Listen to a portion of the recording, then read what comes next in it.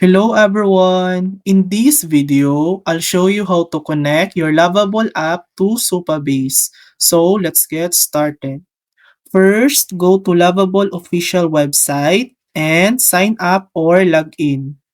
Create a new project, for example, clothing brand website. Make sure you've already created a Supabase project at supabase.com. Back in Lovable, open your project dashboard. Click Manage Supabase, then hit Connect Supabase. Lovable will link to your Supabase account. Wait a few seconds. Once done, your app is fully integrated with Supabase features like auth, storage, and real-time updates. And that's it. That's how to connect your Lovable app to Supabase. Thanks for watching. If this video helped you, please like and subscribe for more helpful tutorials.